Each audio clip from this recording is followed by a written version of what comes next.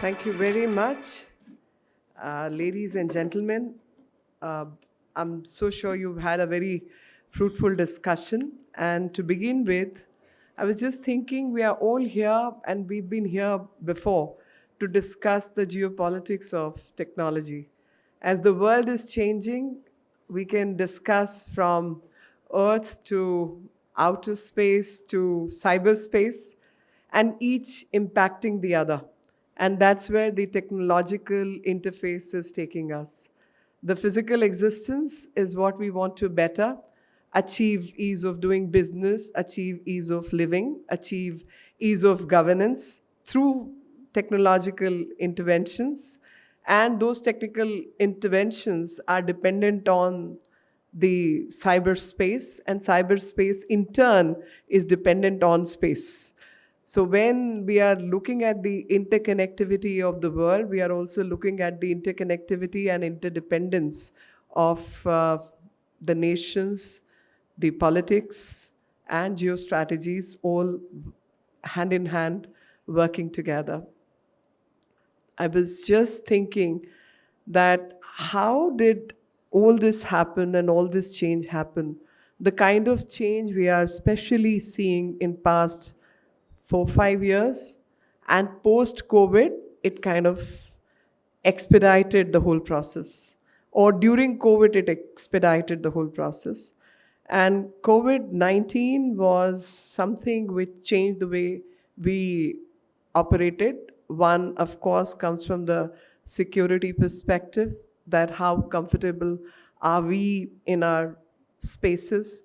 Are we secure enough?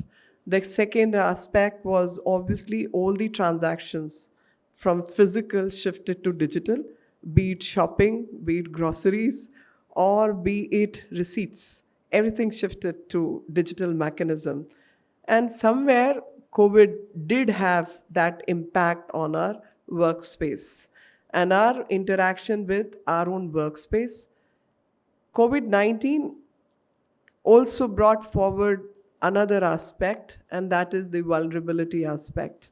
And that vulnerability also got exhibited during that period, and enhanced vulnerability of all kinds that took place in this period.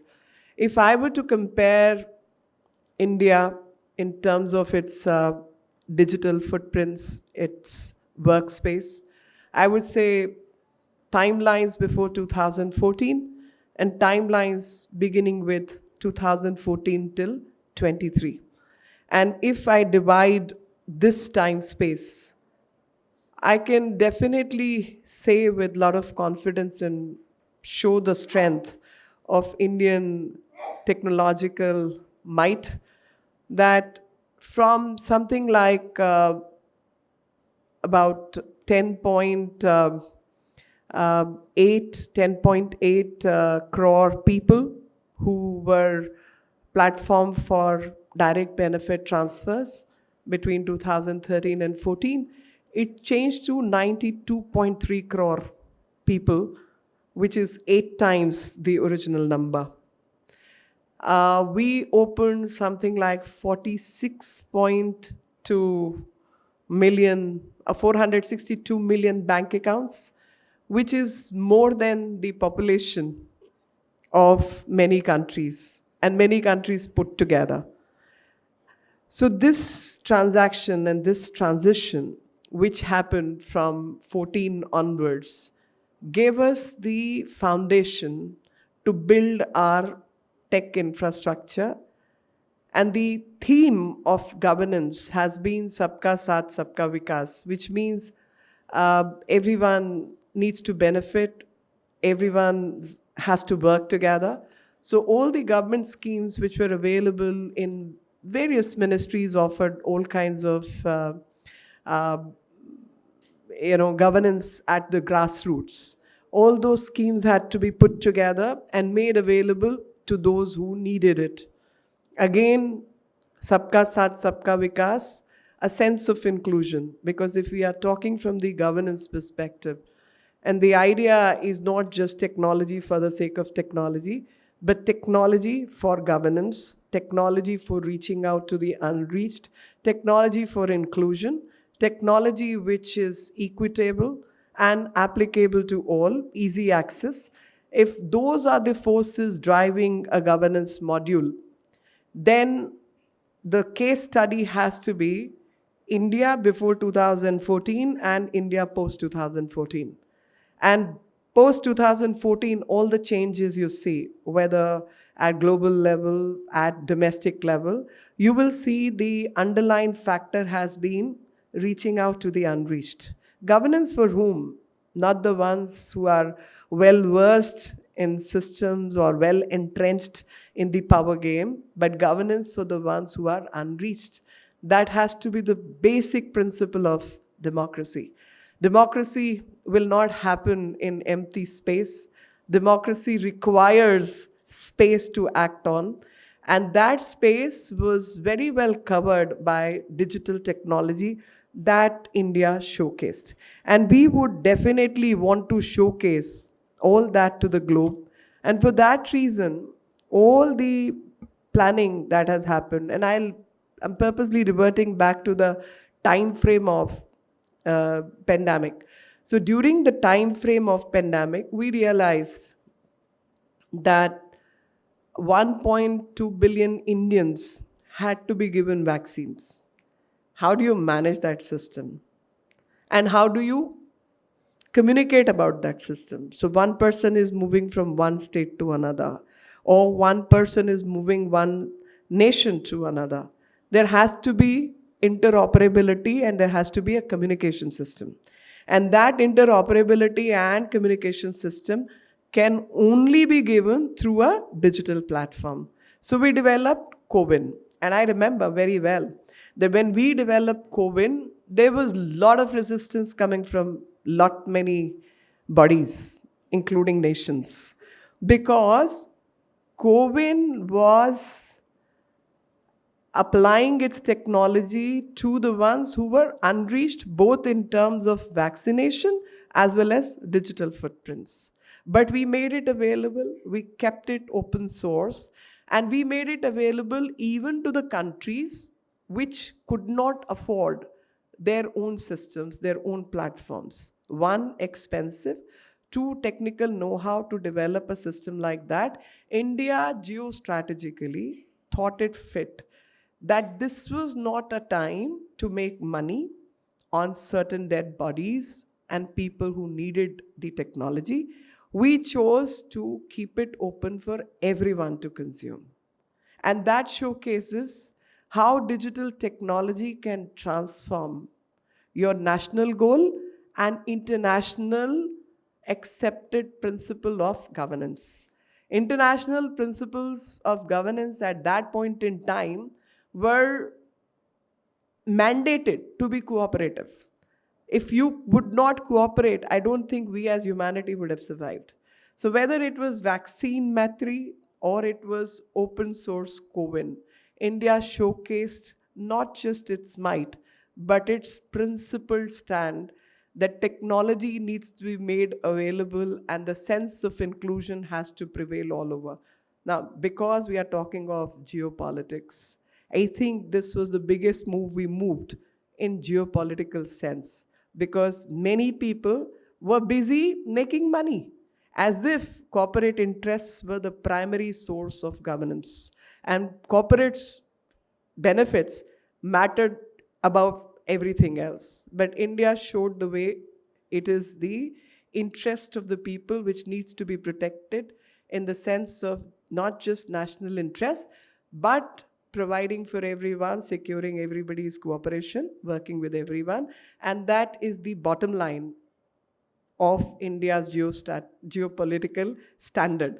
So geopolitical standard, which we communicated during COVID-19, further got entrenched and further got deepened when we did G20. And during G20, our tagline was Vasudev Kutumbakam, the world is one family. So when you are in family, you think of everybody's benefit. You think of securing everybody's interest. And when you think of securing everybody's interest, a feeling of cooperation has to be the underlying principle amongst nations as well. If I look at the digital technology, I look at various numbers. I mean, today I can say that more than 10.5 billion transactions is what is happening in India. Digital transactions in terms of retail transactions, which happen through UPI, which is close to 73% of global retail transactions. And these 73% of retail global cashless transactions amounts to about, some say 46%, technically it's 46%, but I have been informed repeatedly it's about 48% of global digital transactions which are happening in India.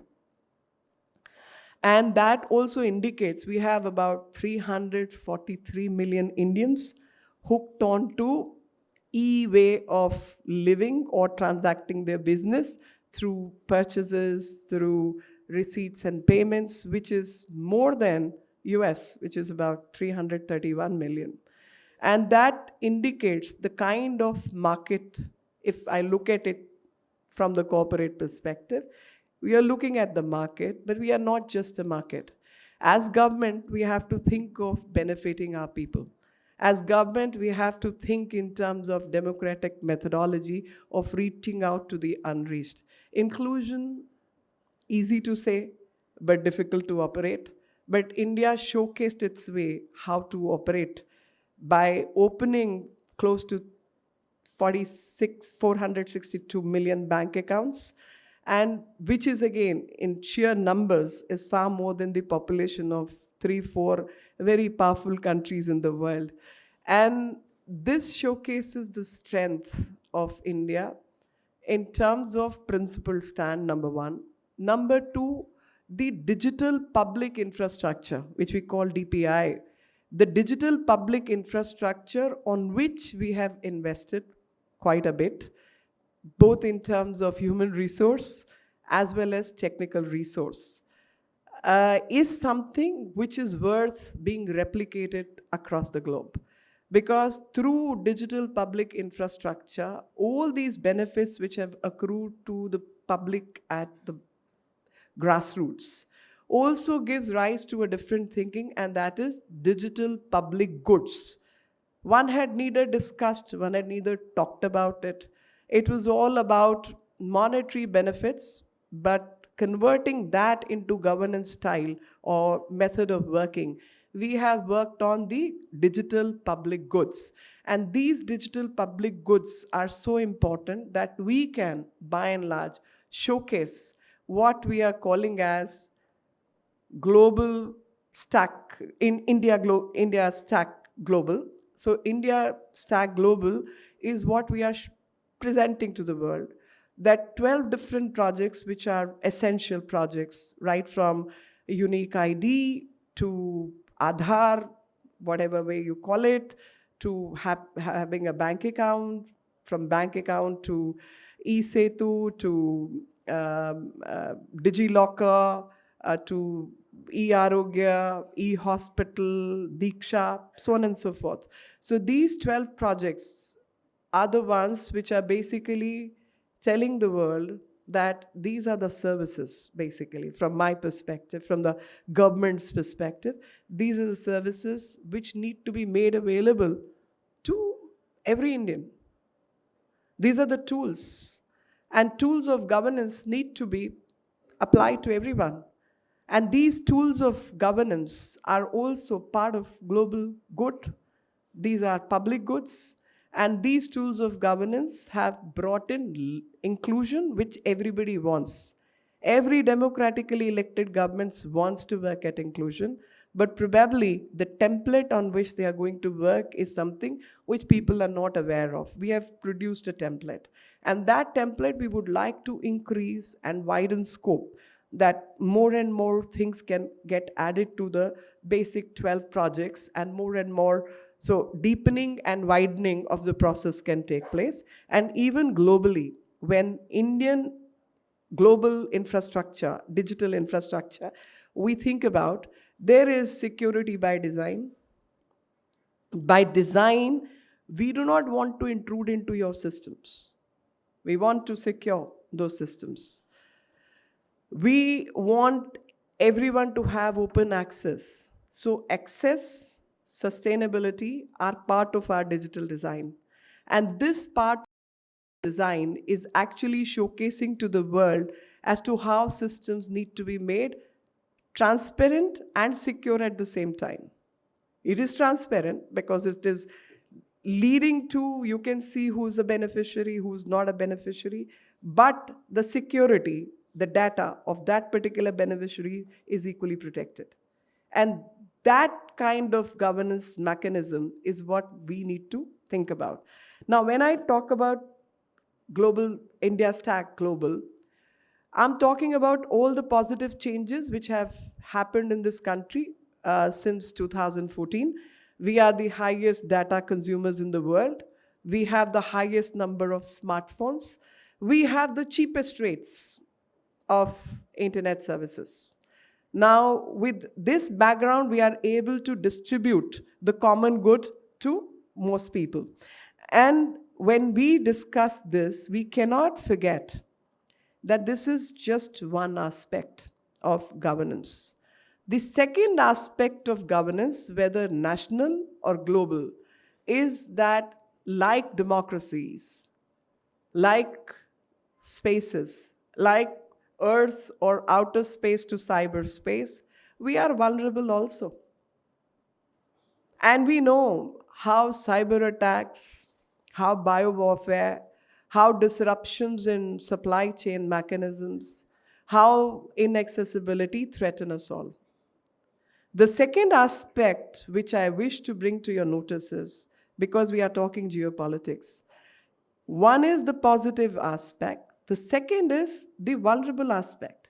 We also stand to be vulnerable to systems, to autocratic governance, to terrorism, cyber terrorism, biowarfare, disruption of supply chain mechanisms, and that vulnerability amongst the distrusted nations. Because by now, we all know where the technology comes from.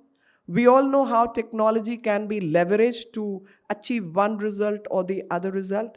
But when you work with India, you're working with a trusted partner, not just in physical space, not just in UN, but also in cyberspace. In cyberspace, you work with a secure nation, a confident nation, at the same time, a nation which doesn't want to control other systems, which doesn't want to intrude into the systems, which does not believe in seeding mechanisms, which believes in secure mechanisms. And thus, cooperation is the way forward. Cooperation in dealing with these manipulations. Recently, Prime Minister talked about AI, the misuse of AI, the disinformation campaigns, how non state actors and some states can leverage their technical know how to cause disruptions in the governance structure, or disinformation campaign, maligning campaign, artificial intelligence, deep fakes. I think those are the challenges. And I forgot to mention one, and that is undersea cables. 99% of the global transaction worth, I don't know how many billions, happen through those cables. So is it not important that all of us put our heads together and hands together to secure that network, which is dealing with 99% of the transactions? So undersea cables are also liable to disruptions. And for that, I think on one side, the global good, the public good, good governance, importance of digital methodologies, and exactly the opposite, the vulnerability, disruptions, biowarfare, uh, disruption of supply chains. I think these are the challenges which we need to work at. And thus, I would want this particular group to think on those aspects, because from a governance perspective, from geopolitical perspective, it is important that like-minded countries, democratic countries, come forward to meet those challenges and work with trusted technologies and secure what carries on that task of working together. I wish to thank Carnegie and also MEA for a well thought out program and for bringing the great minds together to meet the challenges and take the global good forward. Thank you very much. Jai Bharat.